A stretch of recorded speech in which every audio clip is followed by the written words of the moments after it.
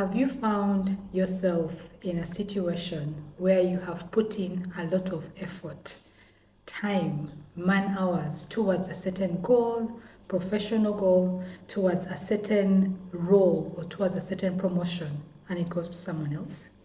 Or have you put a lot of work and time and yourself into a given task or a given product, and when you submit it or when it is reviewed by those who you created this product for, they say it is below par? You felt like what you've done was exceptional, but then they feel like what you've done is below par. If you've ever experienced this video is for you, especially if you are a middle manager or a team leader, because middle management is essentially about managing expectations. And if you find yourself repeatedly in that cycle of you do work, but it's always considered below average, or you're working towards something and you always seem to be missing the opportunities, then this is something that you might want to pay attention to. Middle management is all about something that I call stakeholder management, which is managing the expectations of the people above you, managing the expectations of the people at the same level, managing your own expectations, and managing the expectations of the people who you supervise. Middle management, you are in the middle. You are in the middle of the organization. You are in the middle level of the people who are focused on the micro tasks and the micro things that they need to do to move the organization towards their goals, and the people who are above you who are focused on the vision and the results and the macro things, the macro results of the organization, and then at the same level as others who are doing the same. So middle management is essentially about stakeholder management. I was approached by a middle manager late last year who oversees a team of about 100 people. This involves individuals and it involves teams with various team leaders. They were experiencing a drop in confidence and they were experiencing a lack of self-trust. They were wondering whether what they were doing was the right thing or whether they were missing something as they were doing their work. So we began to do the work on stakeholder management. Now, when I say stakeholder management, what exactly do I mean? Stakeholder management is about managing the expectations of every person who is interacting, or every unit who is interacting with your service and interacting with you. And again, as I've mentioned earlier, middle management is all about stakeholder management. There are five, I'll group them, the stakeholders, into 5 different groups. The stakeholders involve the supervisors, the people who are above you, the ones who supervise you. You might have one, or you might have more than one supervisor.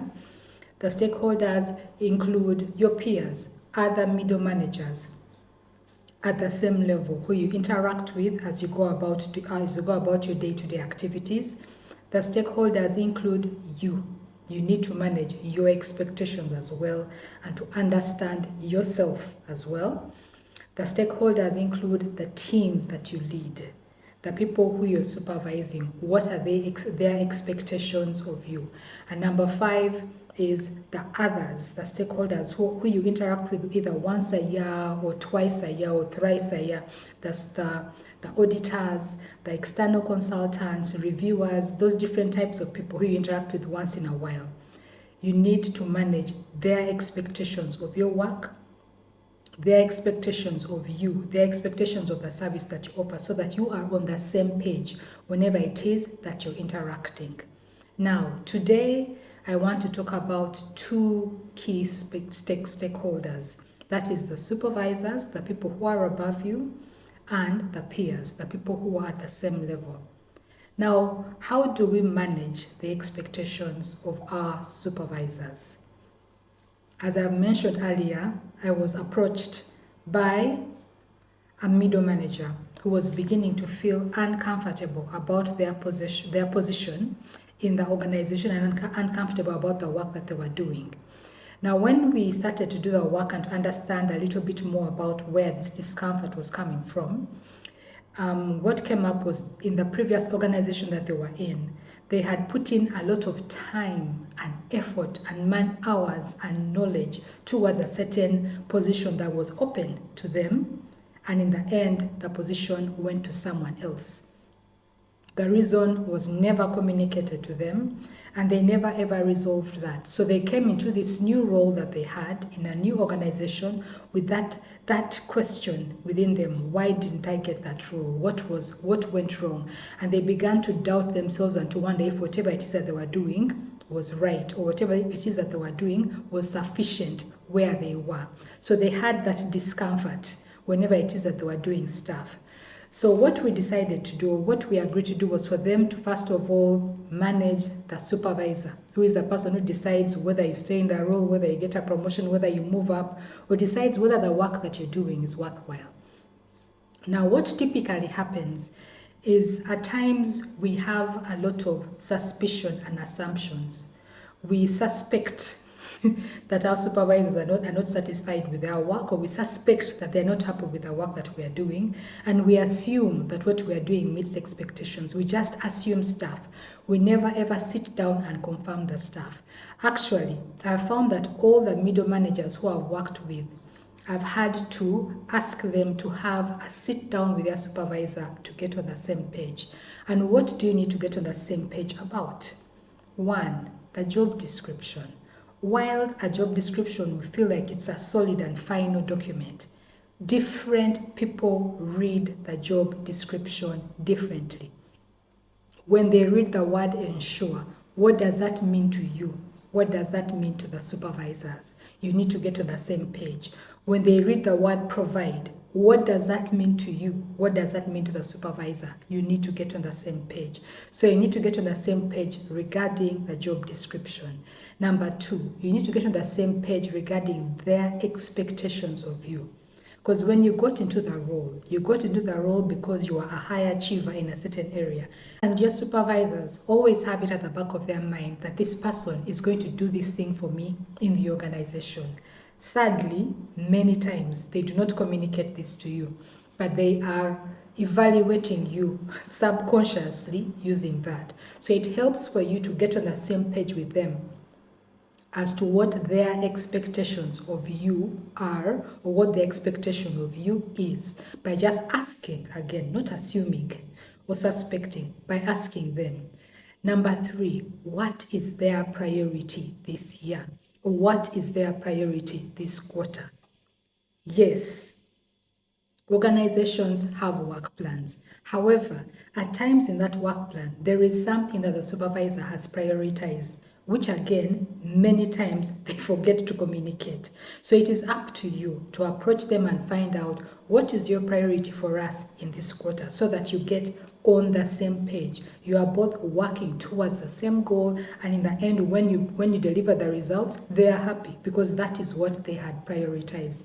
And finally, is just to train yourself to observe your supervisor and to understand what concerns them, what worries them, what is making them happy, what are they looking forward to. Because you also need to learn how to read people and to understand them. There are some things that they will never ever say because they are also not consciously aware of them. So you really need to get to read them well. Effectively, what you're doing here is managing your supervisor. Now, I want to give you an example of myself. My experience was especially regarding the job description. There was an area, there was a task, not a task, there was a bullet point in the job description that said that I was supposed to provide leadership in a certain given area. Now, the way I read that is that I was supposed to lead, to instruct, to supervise, to guide. However, the way that my supervisor read that was that I was supposed to do, to do well, and to supervise. And I was happy that we kind of had a conversation, and that came up. And it opened up my eyes to the fact that if I had just sat down and guided without actually doing, then I would have been evaluated differently. While I felt like I was doing what it was that was required of me, my supervisor required me to do more than that. When my client finally sat down with their supervisor, the parts that actually really shocked them was one, their expectations, the supervisor's expectations of them. While they wanted to focus on something else, the supervisor was looking to them and to the skills that they brought to the organization to help them to improve a certain area that they had actually put off to perhaps next year. Another thing was the priority. The supervisor had a totally different priority from them. They had prioritized something else for this financial year. It was in the work plan, but the supervisor had prioritized something totally different. And this meeting helped them to get onto the same page, to understand each other. And the thing is, now you're both working towards the same goal. And when you deliver, everyone is happy. Everyone is saying, yes, this is what we actually wanted. So it really helps for you to manage your supervisor or your supervisors. You have to manage your boss.